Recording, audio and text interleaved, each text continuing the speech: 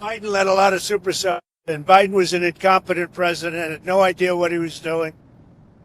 He hardly ever signed a document. Other people signed documents for him with the auto pen. It was gross incompetence. And among everything else, he let a lot of supercells in, many from Iran. But hopefully we'll take care of them. What Biden did to this country should never be forgotten. Do you think you'll get the Nobel Peace Prize now, sir? You know what? We basically have two countries that have been fighting so long and so hard that they don't know what the they're doing. Do you understand that? But I'm not happy that Israel's going out now. There was one rocket that I guess was fired overboard. It was after the time limit and it missed its target. And now Israel's going out. These guys got to calm down. Ridiculous. I didn't like plenty of things I saw yesterday. I didn't like the fact that Israel unloaded right after we made the deal. They didn't have to unload. And I didn't like the fact that the retaliation was very strong. But in all fairness, Israel unloaded a lot. And now I hear Israel just went out because they felt it was violated by one rocket that didn't land anywhere. That's not what we want, I'll tell you. And I'm telling you, I'm not happy about that, Israel, either. Because all I do is play both sides. I'm going now, as you know, to NATO. Some of you are going with me, and I think it's going to be successful. We'll see. I'll let you know. It's a new dawn in the Middle East agreement you managed to achieve. What are your future plans for the region, for Saudi Arabia, Israel, Gaza, the hostages? Look, you're asking me about women in the Middle East. It's getting a lot better. Things are happening at a high level. As you know, Saudi Arabia has done a really good job. It's coming out far faster than I thought. So we're very happy about what's happening with women in the Middle East. No, I'm talking about a new dawn in the Middle East that you managed to achieve last night. Yeah. The region is going to a new place with the agreement. Can you talk what those future plans for Gaza, for the hostages? Yeah. It's a new dawn. I appreciate the question. You're very nice. Who are you? Thank you. I'm Nariya from Israel. Very good. Well, we have to have Israel calm down because they went on a mission this morning. Did you? I got to get Israel to calm down now. Do you get to speak with the president? Did you talk to Prime Minister Netanyahu? I speak to everybody. You urge both sides not to violate the ceasefire, but reports coming from the region suggest that the sides accuse each other for violating the ceasefire. I think they both violated it. Yeah. I don't think I'm not sure they did it intentionally. They couldn't rein people back. I don't like the fact that Israel went out this morning at all, and I'm going to see if I can stop it. So as soon as I get away from you, I'm going to see if I can stop it, okay? Have you spoken to him this morning? I think it's been completely demolished. I think the reason we're here is because those pilots, those B-2 pilots, did an unbelievable job. And, the fake news, like CNN in particular, they're trying to say, well, I agree that it was destroyed, but maybe not that destroyed. You know what they're doing? They're really hurting great pilots that put their lives in the line. CNN is scum, and so is MSDNC. They're all, and frankly, the networks aren't much better. It's all fake news, but they should not have done that. Those pilots hit their targets. Those targets were obliterated, and the pilots should be given credit. They're not after the pilots, they're after me. They want to try and demean. No, Iran will never rebuild its nuclear. From there? Absolutely not. That place is under rock. That place is demolished. The B-2 pilots did their job. They did it better than anybody could even imagine. They hit late in the evening. It was dark with no moon, and they hit that target with every one of those things, and that place is gone. But when I see CNN all night long, they're trying to say, well, maybe it wasn't really as demolished as we thought. It was demolished. You take a look at the pinpricks, and you see that place is gone. And I will say, I think CNN ought to apologize to the pilots of the B-2s. I think that MSDNC ought to apologize. I think these guys really, these networks and these cable networks are real losers. You really are. You're real losers. You're gutless losers. I say that to CNN because I watch it. I have no choice. I got to watch that garbage. It's all garbage. It's all fake news. But I think CNN is a gutless group of people, And the people that run it, nobody even knows it's been sold so many times.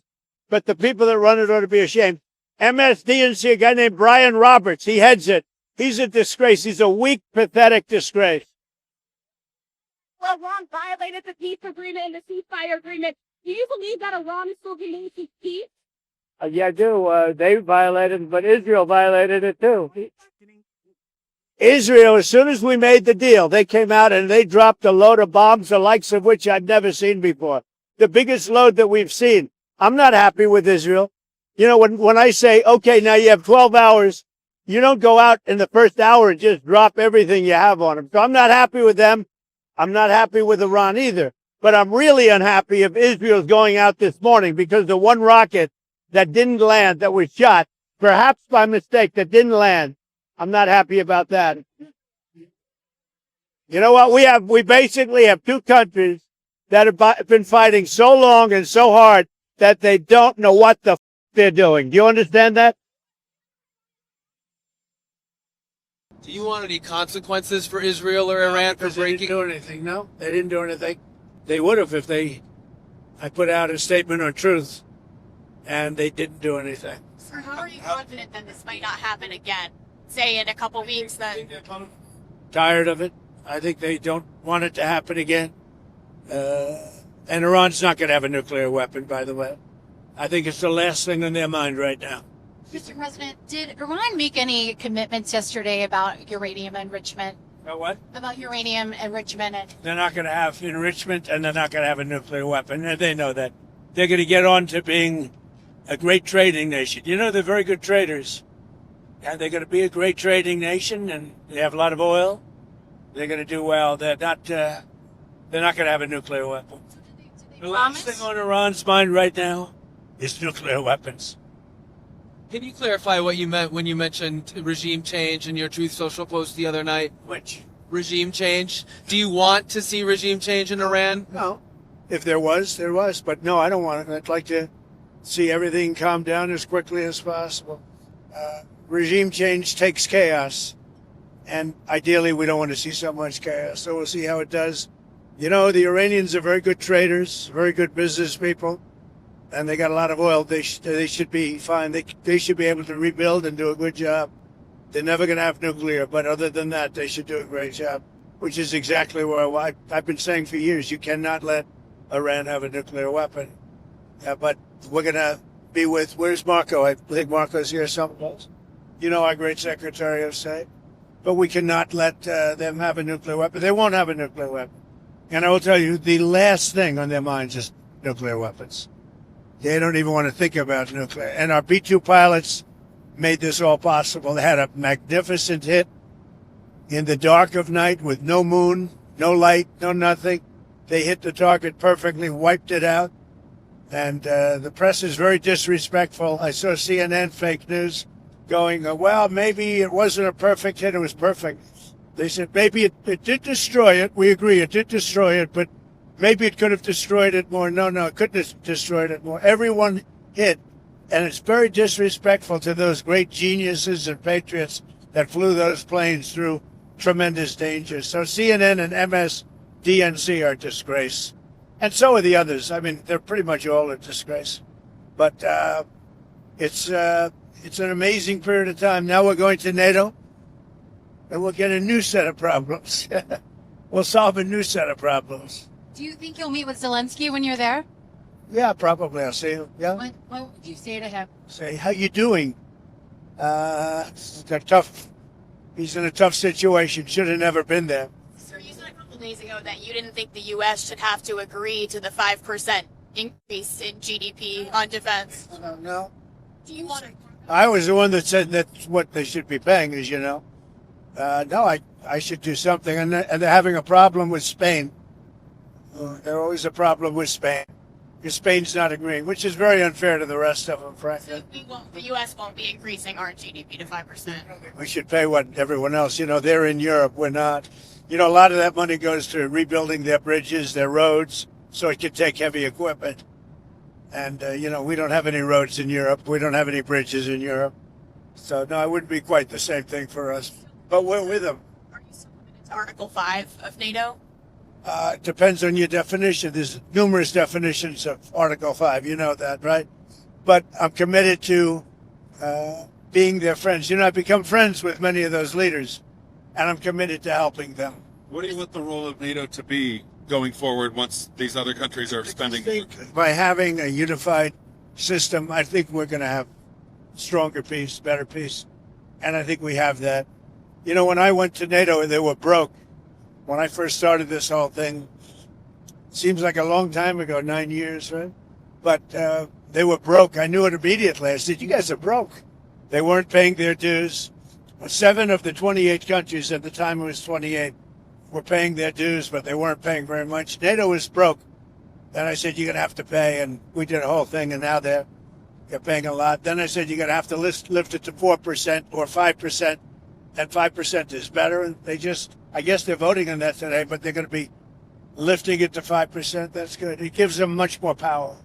Mr. President, if there's language in the final summit declaration about aggression by Russia, would you be okay with that kind of language? Well, I'll have to take a look at it. But, you know, I'd like to see a deal with Russia. As you know, Vladimir called me up. He said, can I help you with Iran? I said, no, I don't need help with Iran. I need help with you. And I hope we're going to be getting a deal done with Russia. It's a shame. 6,000 soldiers died last week. More, 6,500 soldiers died last week. Russia, Ukraine, a war that never would have happened if I was president. So enjoy your flight. Let me ask you one more follow-up. Yeah. In your comments just now about Article 5, that will probably make some people in Europe concerned. Can you clarify what you mean? Are you still committed to mutual defense? I'm committed to saving lives. I'm committed to life and safety. And I'm going to give you an exact definition when I get there. I just don't want to do it on the back of an airplane. Okay? And one other question on energy. What's your take on the oil price situation right now, and are you concerned? I love it. It dropped almost $10 yesterday. I put out a statement, get it down, because a lot of people aren't able to do things when the energy goes down. Going to have a lot less conflict. So it came down, and our energy department's doing a great job. We're drilling like we've never drilled before. We're keeping it down. We're going to keep it down until all these wars are settled. Thank you very much, everybody. I'll see you. Iranian sleeper cells in the United States. You know, Biden let a lot of supercells, and Biden was an incompetent president, had no idea what he was doing. He hardly ever signed a document. Other people signed documents for him with the auto pen. It was gross incompetence.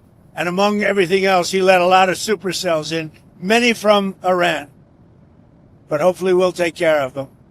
What Biden did to this country should never be forgotten. Do you think you'll get the Nobel Peace Prize now, sir?